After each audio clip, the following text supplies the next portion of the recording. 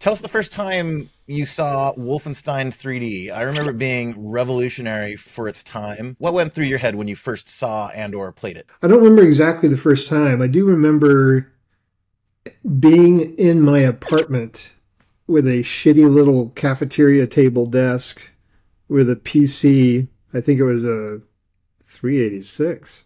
And I remember cracking out on it to the point where I was farting profusely because it made me sick, and gassing out my roomie. And I kept pushing myself. Well, oh, I don't feel so good, but I could play a little bit further, you know. Yeah. And then that actually was my kind of my gateway into working at id because I was doing some game journalism on the side, some early online game journalism where it Okay. came on a floppy disk. Wow. And I was reviewing games for this thing called Game Bites. It was started by Ross Erickson, the guy who started Xbox Live. And I ran out of games to review because I was like, "Ah, any asshole can review a game." Now I'm going to interview my heroes. And that was the local ones, Richard Garriott and Chris Taylor. And then I was out of local legends. So I was like, hey, you know, I just made myself sick playing this Wolfenstein 3D game. I should talk to those guys because I'm actually fighting my own physiology to enjoy this. So it was a really cool like group phone call thing. Okay, Um, who did you get on? the whole fucking team, it sounded like. I think it was like Jay and Carmack and Romero and a bunch of guys. And I just remember that there was this one guy who was answering all the geeky questions. And there was this other guy who was like really friendly. And the super friendly guy was Jay. And the super geeky guy was Carmack. Yeah. And when I asked stuff like, well, how did you get direct access to the frame buffer on the next step box? And he was like, well, actually, we didn't. Uh, and so he was helping me, hooking me up with all those questions. And then after not long after that interview, I sent a whiny little email to Carmack saying, "Oh, gee, how do I get in the game industry?" It was just time, Young good man, timing. come on Yeah. over. Come on in.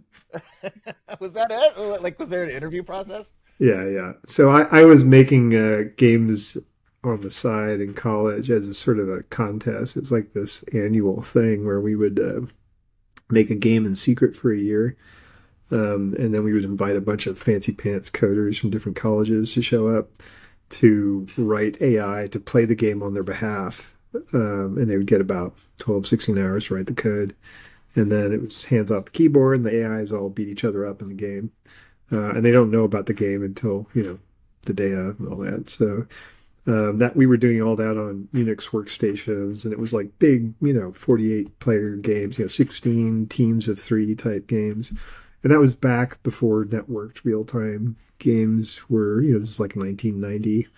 Yeah. So that wasn't really a thing one would do, making games on Unix, much less that many players. And so when I interviewed with id, maybe there was some cool that rubbed off on me from that because they hadn't yet implemented even like four player, you know, multiplayer yet.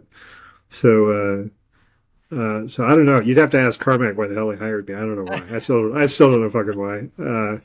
But Well, you can program, and you made an impression, as it sounds like. I guess so. Yeah, I guess so. Wolfenstein 3D was one of the first like proper 3D games. I remember, before that I was playing like SSI Dungeons and Dragons games and Might and Magic and Bartel. Yes. Oh, where like you would advance one like square at a time and you would like turn 90 degrees. But this now you can like, oh my god, like with a mouse you can Yeah, go anywhere. But it yeah. wasn't the first 3D textured game. There was Eye of the Beholder in 1991, I think might have been the first one. Ultima Underworld came out in 92, which is right around the same time as Wolfenstein 3D. Now the way I heard it from either Carmack or Romero or somebody, one of the idsters, um, they actually, someone at Origin actually showed them, hey, check out this game we're working on, and it was Underworld. Okay. And Carmack was like, "Oh, that's fucking cool, but I could do that even better." And then he made Wolfenstein, and he shipped it before they shipped Oh man. Underworld. So he kind of fucking scooped him. Yeah. Uh, so, and the game industry is rife with that. Like, oh yeah, let me show you what I can do. Yeah, yeah, for sure. But yeah, that was like that little moment in time was a massive leap forward in video games. I mean, before that, everything was just sprites and tiles and scrolling stuff. But like, Yeah, Doom, I think, really in particular got kind of like the frame rate and the big leap in presentation and a really strong IP at the same time, because that really isn't that common. You saw lots of weak IP, and Doom is strong. You yeah, know, the like logo, like the everything. logo, the just very clear vision of Hellspawn and Space Marines. Like, we're fucking doing this, Yeah, and we're going heavy metal about it. We're not making any bones bare. We're just gonna go what you think we're gonna do, and we're gonna scare the shit out of you. And everything was, so I thought anyway, so beautifully aligned, even more so than Quake, in my opinion, or yeah, Wolfenstein. Although Wolfenstein's pretty fucking good too. yeah. And it's funny too. Like you think of the leap. You consider generation jumps these days, right? Like Uh, this last one going from to the PS5 and the Xbox. yeah. Their naming is so the Oh Xbox. man, but we're in store for another fatty with AI, aren't we? Mm. Yeah, yeah. You're talking a bit about like where things are going now, but like, all Yeah. right, we just went from like 1080 graphics to like 4K, but like, if and faster drive rates, but like going from the original like Castle Wolfenstein on Apple II to like, yeah, Or this. Return to Castle Wolfenstein, which had that really smooth feedback. It was just tighter. Oh yeah, man. And I remember Wolfenstein. Just Uh, like the tension of that game was oh, nothing like it, right? Like, nothing like it. Schutzstaffel! yeah, it was. Uh, Yeah, it gave you a panic mm. attack. So for you, what subsystems of the game did you end up working on? Let's see. On Doom, it was the status bar.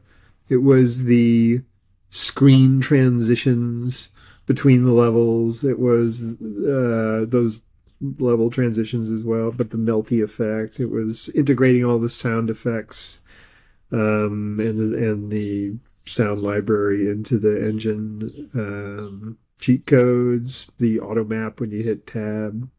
It's a bunch of random shit. I kind of thought of myself as the spackle coder. John Carmack had done all the ouchie hard 3D shit, Yeah. and I was sort of leftover boy. Okay. And how many coders were there? There was so Carmack and Romero were both Yeah, programmers. so I wasn't there for the whole thing, but so that's a good question for them. Carmack seems like he did the bulk of it. He was the primary coder when I was there for sure. Romero had pretty much switched to level design the whole time when I was Okay. there, but I think Romero was still making changes to the level editor.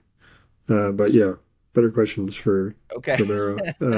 I know that really for coding, I was only interacting with Carmack, and it felt like we were the only two banging on it.